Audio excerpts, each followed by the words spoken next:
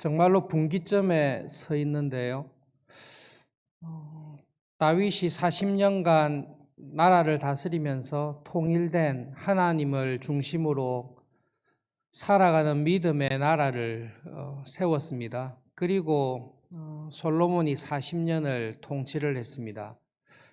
솔로몬이 죽고 난 이후에 지금 르호보암이 왕위를 계승하게 되었는데, 이때 백성들이 나와서 부탁한 것이 있습니다. 결정적인 순간입니다. 사울을 왕으로 세울 때도 미스바에 모여서 백성들과 언약을 맺고 왕이 되고, 다윗이 왕이 될 때도 이스라엘의 모든 지파가 나와서 다윗을 왕으로 세우게 됩니다. 지금 똑같이 솔로몬의 아들인 르호보암이 왕이 될 때에 온 이스라엘이 세겜에 모여서 언약을 맺고 있습니다.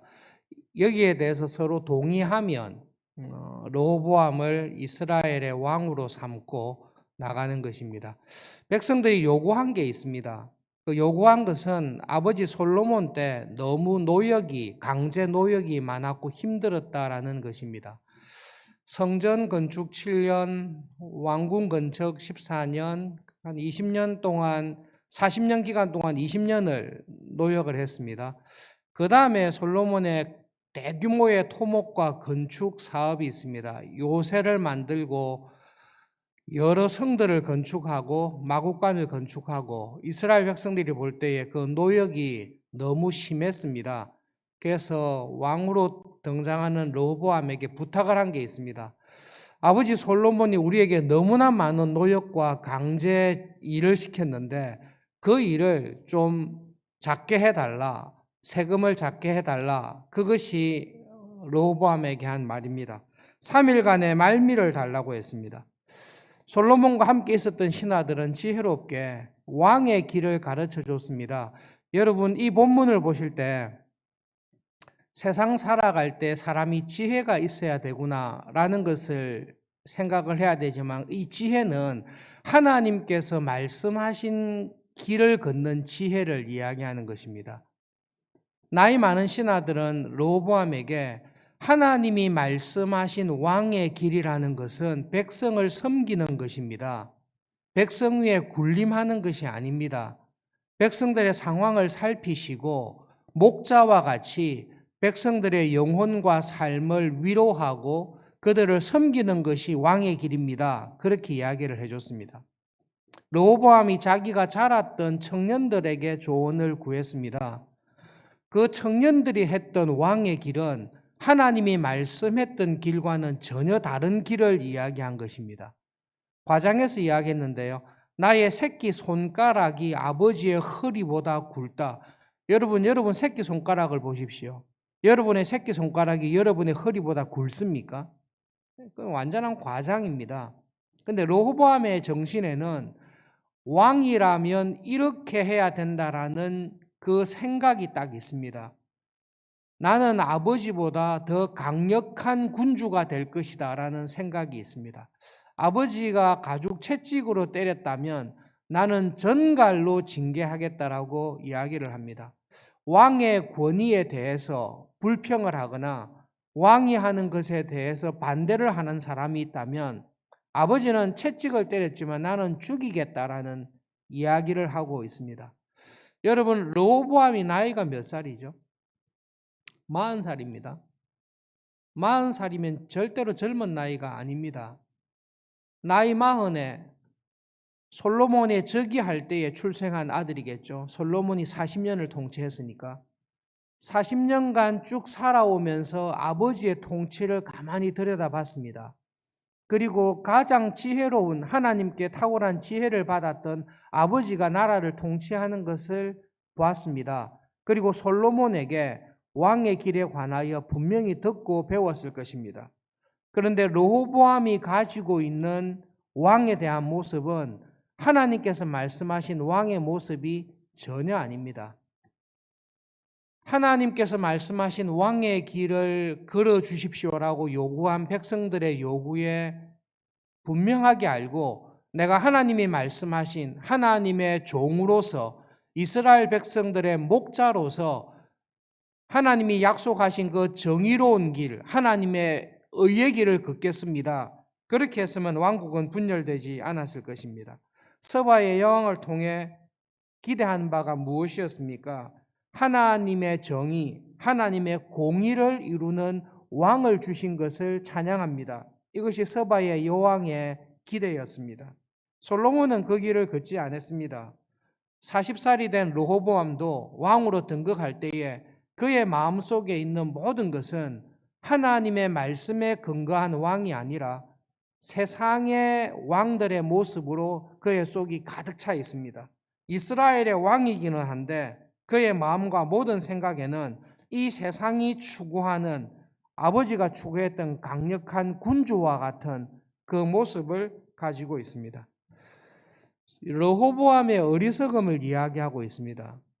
르호보암의 어리석음은 영적인 무지를 이야기합니다. 여러분, 르호보암이 무지했냐라고 할 때 무지하지 않았을 것입니다. 40살의 나이에 많은 것을 보고 듣고 왕으로 오를 수 있을 만큼 모든 것을 갖추었을 것입니다.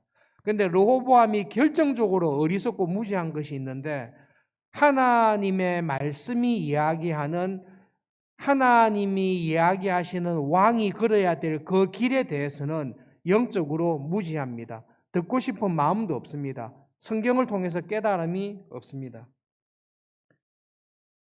하나님께서 르호보암에게서 왕국을 다 분열시켜서 거의 다 유다 지파만 빼고는 다 가져가는 셈인데요.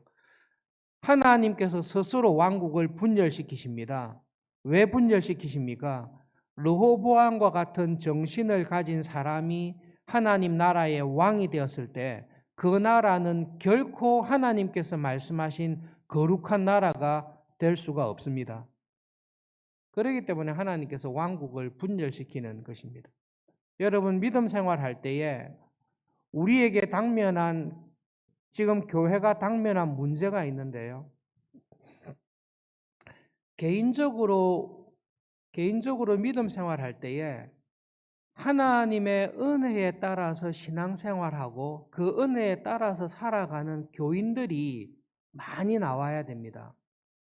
교인들이 개인적으로 신앙생활할 때 예수님께서 말씀하신 씨 뿌리는 비유, 목자와 양의 비유를 통해서 많은 사람들이 하나님의 말씀을 듣고 교회에서 신앙생활을 하지만 옥토에 떨어진 씨와 같이 하나님의 말씀을 듣고 그 말씀을 통해서 깨닫고 그 깨달은 말씀을 순종하고 순종함으로 말미암아 말씀에 대해 순종한 믿음의 열매가 있는 사람이 구원에 이른다. 하나님의 나라에 간다. 그러나 길가와 같이 하나님의 말씀을 듣지만 그 말씀이 무슨 말씀을 하시는지 깨달음이 없고 하나님의 말씀을 들었지만 여러 가지 게으름이나 나태함이나 욕심에 의해서 순종하지 아니하고 순종하는 것 같지만 분명히 어느 정도 순종을 하지만 그 마음, 사람의 마음속에 있는 가시의 기운이나 일락이나 게으름으로 인해서 하나님이 찾으시는 믿음의 열매, 은혜의 열매를 맺지 아니하면 하나님 나라에 가지 못하고 결국은 지옥으로 떨어지구나. 예수님께서 말씀하신 것이 교회 안에 있다고 해서 다 구원받는 것이 아니라 내가 우리 서울중앙교회 모태로부터 10년간 평생을 이 교회에서 살았고 말씀을 들었습니다라고 하지만 하나님의 나라에 도달하는 사람은 매주일 하시는 하나님의 말씀을 듣고 그 말씀을 통해 하나님께서 나에게 명령하시는 것을 깨닫고 그 깨달음을 따라서 실제로 순종해서 하나님이 원하시는 믿음의 열매를 맺는 그 열매가 있는 신자로 살아갈 때에 그 사람이 하나님의 은혜 안에 거하면서 살아가는 신자입니다. 그 사람이 구원을 받게 되어 있습니다. 그런데 평생 하나님의 말씀을 들었습니다. 교회에서 직분을 맡아서 일을 했습니다. 그리고 나름대로 열심히 기도도 하고 교회 봉사를 했습니다. 그러나 나의 신앙의 모습이 가시떨기에 떨어진 씨와 같이 비슷한 모습으로 교회 생활을 열심히 했음에도 불구하고 은혜에 합당한 열매를 맺지 아니하면 그것은 구원에 이르지 못하고 지옥에 갈 수밖에 없는 신앙이다. 그것을 개개인이 알고 열심히 믿음 생활을 해야 됩니다. 개인적으로 어떻게 신앙생활을 하는 게 맞는가, 그것을 알아야 됩니다. 동시에 또 무엇을 알아야 되는가 하면 교회가 어떤 것인지를 알아야 됩니다. 내가 내 혼자 신앙생활을 열심히 하면 천국 간다, 그게 아니라 하나님께서 나를 이 교회로 부르셨는데 나의 신앙생활은 이 교회와 함께 가는 것이구나, 이 교회와 분리해서 나의 신앙생활이 가지 않구나, 나의 신앙은 결국은 나의 구원을 이루기 위해서는 나의 구원이 나를 부르신 주님의 교회와 함께 가야 되구나라는 것을 아는 자리에 들어가셔야 됩니다. 르호보암이 그 자리에 들어가야 되는데 그 자리에 들어가지 못한 것입니다. 여러분이 좀 이해하실지 안 하실지 염려가 됩니다만은, 여러분, 하나님을 위해서 우리가 있습니까? 우리를 위해서 하나님이 계십니까? 참 중요한 질문입니다. 하나님은 나를 위해서 계십니까? 내가 하나님을 위해서 있습니까?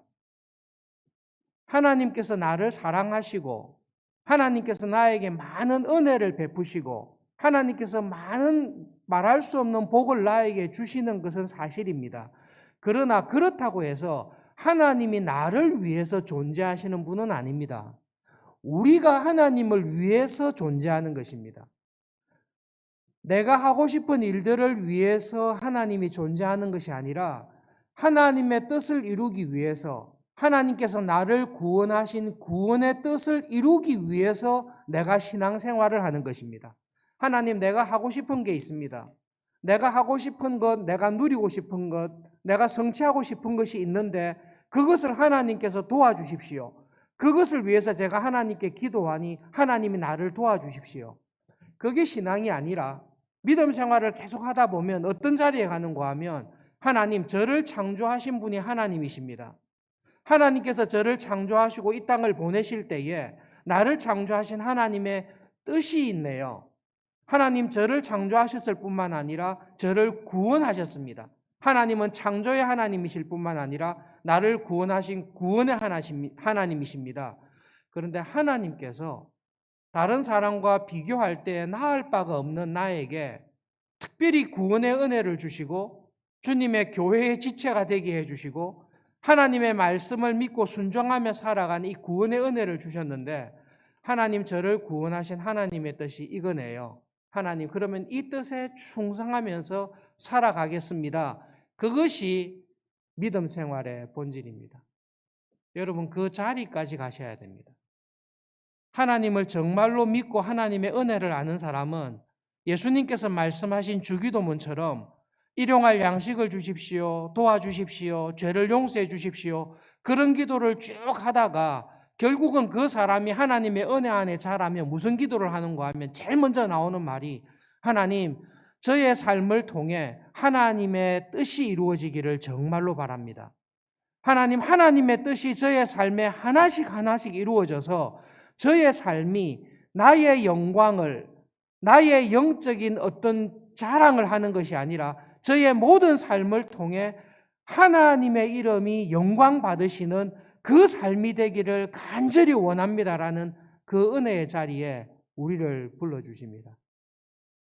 여러분, 오늘 말씀을 생각하면서 하나님의 은혜와 우리의 신앙생활, 특별히 우리의 열심에 관해서 말씀을 드리겠습니다. 하나님의 은혜 안에 살아가는데 하나님의 은혜를 모르고 열심을 내는 교인들이 있습니다. 또 한 교인은 은혜는 있다고 하면서 열심이 전혀 없는 교인이 있습니다. 이 두 쪽 다 하나님 앞에서 바른 은혜 안에 있지 않습니다.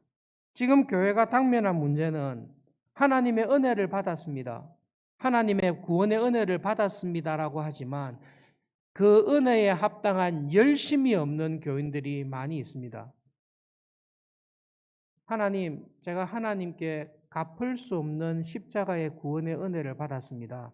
그 은혜를 생각할 때에 나의 모든 생명을 드려도 그 은혜를 갚을 길이 없습니다라고 이야기를 하지만 날마다 하나님 앞에 나와서 기도하며 하나님의 말씀을 주야로 읊조리고 묵상하며 그 말씀을 배우고 순종하기 위해서 열심을 다하는 교인을 찾아보기가 쉽지 않습니다. 주일날 와서 예배만 드리면 되지 왜 구태여 몇 시간씩 공부를 합니까? 주일날 한 번 와서 예배만 드리면 되지 왜 주중에 모여서 또 공부를 해야 됩니까? 왜 또 소그룹 모임을 해야 됩니까? 그냥 주일날 와서 예배 드리고 기도하면 되지 왜 매일 1시간씩 기도하라고 합니까? 그것은 여러분 은혜를 받았다고 하지만 그 은혜가 은혜인 줄을 사실은 모르는 사람입니다. 여러분 정말로 하나님의 은혜를 받은 사람은 열심이 있습니다. 하나님의 은혜를 경험한 사람들의 제일 큰 특징은 하나님을 향한 강렬한 열심이 있습니다. 그 열심이 무엇으로 나오는가 하면 사랑으로 나옵니다. 하나님의 말씀을 배우고 싶은 사랑과 열정으로 나옵니다. 하나님의 은혜를 받은 사람은 그 은혜에 감사하여 기도의 자리에 들어가서 몇 시간이고 며칠이고 밤을 새더라도 기도하고 싶은 열심이 있습니다. 그 열심이 나에게서 나오지 않습니다. 하나님의 은혜를 받은 사람에게는 그 열심이 있습니다. 그러므로 여러분 하나님을 믿는다라고 할 때에 나에게 하나님을 향한 열심이 있는가? 내가 생각하는 열심이 아니라 성령님께서 내 마음에 은혜에 감격하여 하나님을 찾으며 기도하며 복음을 전하며 주님의 교회를 위하여 충성하고 봉사하는 열심이 나에게 끊임없이 있는가? 그것을 살펴보셔야 됩니다. 열심이 없는데 하나님의 은혜 안에 있다. 그것은 거짓말입니다. 성령님께서 주시는 은혜와 열심은 절대로 게으르지 않습니다. 그리고 그 은혜와 열심은 한때 내는 열심이 아니라 내 마음속에 항상 하나님을 향한 갈급함이 있는 열심입니다. 교회가 당면한 문제가 무엇인가 하면 하나님께 은혜를 받았다고 하면서도 하나님의 말씀과 기도와 전도와 말씀에 순종하면서 살아가는 열심이 없는, 있는 것 같기도 하고 없는 것 같기도 하고 뜨겁지도 않고 차지도 아니한 미지근한 상태에 있는 것인데요. 여러분 그것은 은혜에서 떨어진 사람입니다. 지금 우리가 당면하고 있는 가장 큰 문제가 은혜가 있다고 하지만 은혜를 받았다고 하지만 열심이 없는 교회입니다. 그것이 값싼 은혜입니다.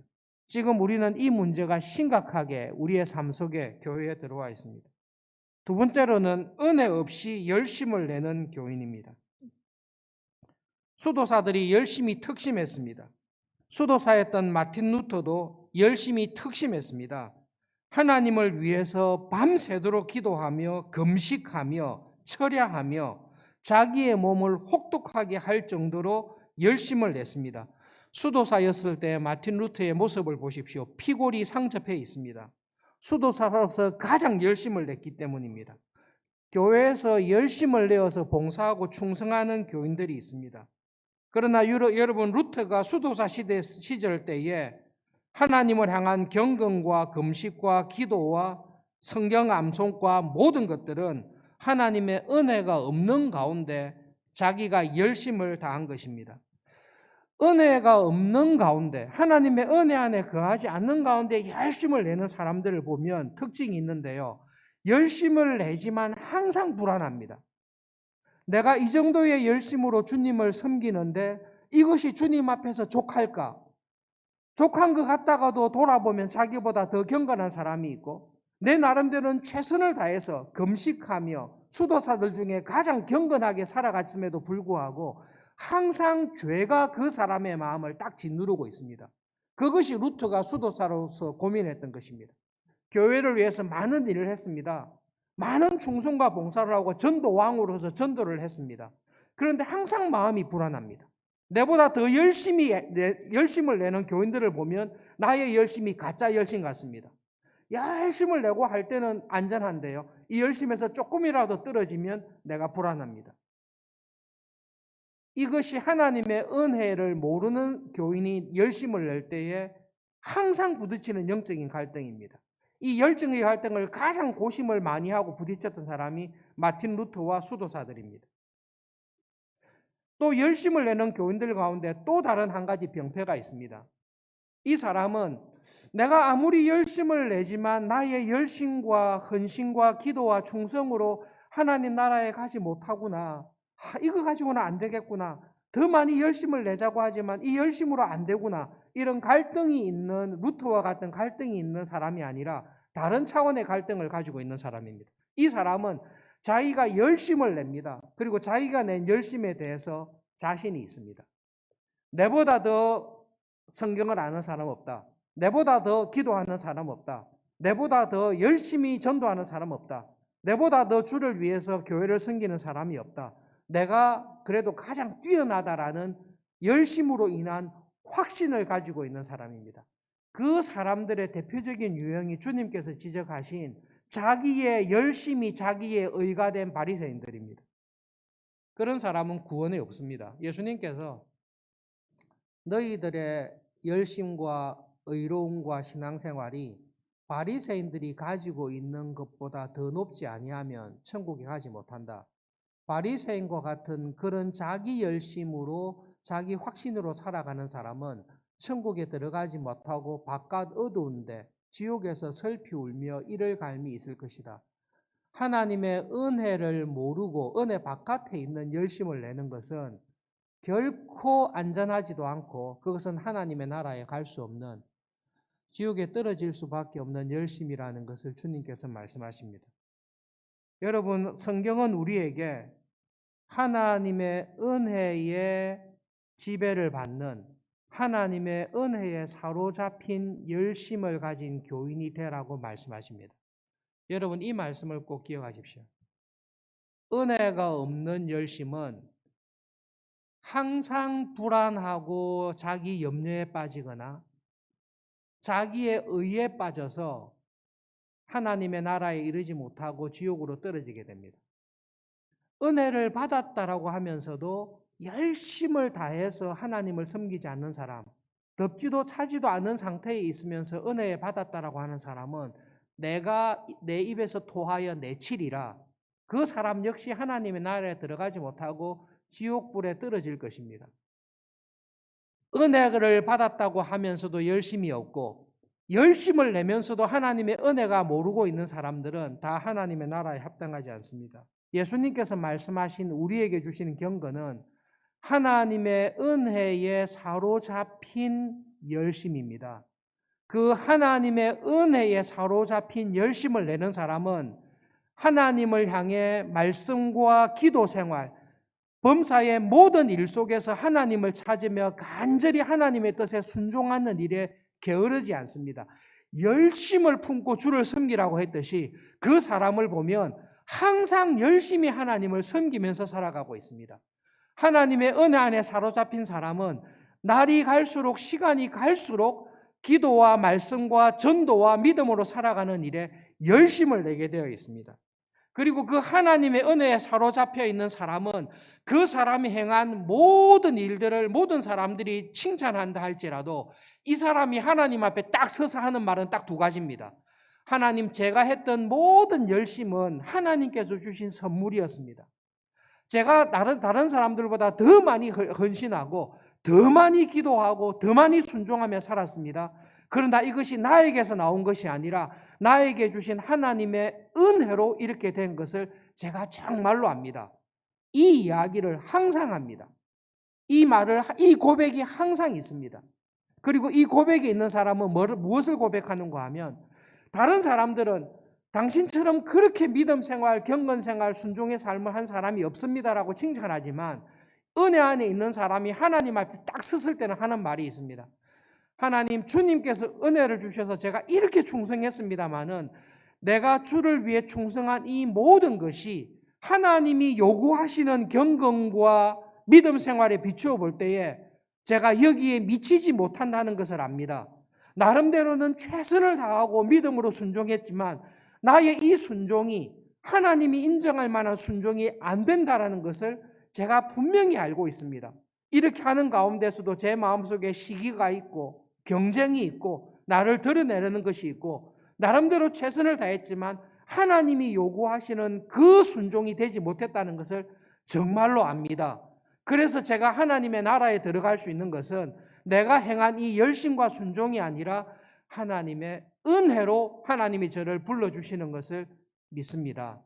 하나님, 감사합니다. 내가 하나님 앞에 천국에 들어갈 수 있는 유일한 길은 하나님께서 나에게 거저 주신 은혜입니다. 이 자리에 들어가셔야 됩니다. 여러분, 교회가 내가 이 자리에 들어가야 됩니다. 열심이 없는 은혜에 안주하지 마십시오. 열심이 없는 은혜를 가진 사람은 그 은혜가 값싼 은혜요, 거짓된 은혜라 천국에 들어가지 못하고 지옥불에 떨어질 것입니다. 하나님의 은혜를 모르고 내 열심을 자랑하지 마십시오. 나처럼 이렇게 신앙생활하고 열심히 사는 사람이 없다라는 것 자체가 은혜를 모르는 것입니다. 은혜를 모르는 열심에 빠지지 마십시오. 그 열심은 결코 나를 안정하지 못합니다. 은혜가 없는 열심에 있는 사람은 항상 불안합니다. 그러나 하나님의 은혜에 딱 사로잡힌 은혜가 무엇인지를 분명하게 깨닫고 그 은혜 안에 살아가는 교인은 그 은혜로 말미암아 하나님을 향한 열심과 헌신이 항상 살아 있습니다. 그리고 자기가 행한 모든 은혜와 충성이로 하나님 나라에 들어갈 수 없다는 것을 알고 있습니다. 하나님이 나를 은혜로 부르시고 은혜로 주장하시고 하나님 앞에 섰을 때에 은혜로 나를 불러주신다는 것을 알고 있습니다. 르호보암의 문제가 무엇이죠? 어리석음입니다. 무엇에 어리석습니까? 하나님께서 주신 은혜가 무엇인지, 은혜를 받은 왕으로서 살아가야 될 길이 무엇인지에 대한 영적인 무지입니다. 이 시간 기도할 때에 하나님께서 나의 마음을 열어주셔서 하나님께서 주신 은혜가 무엇인지를 깨닫게 해주십시오. 그리고 그 은혜에 합당한 믿음과 헌신과 충성의 열매를 맺으며 살아갈 수 있도록 하나님 저의 삶을 붙잡아 주십시오. 말씀을 기억하면서 함께 기도하겠습니다. 오늘 저녁부터 시작하는 부영 사경회, 말씀 사경회를 통해 하나님, 강사 목사님을 통해 어떤 말씀을 주실지 기대합니다. 목사님의 말씀을 통해 하나님의 은혜를 깨닫게 해주시고 그 은혜에 합당한 신앙인으로 살아갈 수 있는 풍성한 은혜를 우리 마음에, 교회에 부어주십시오. 함께 기도하겠습니다.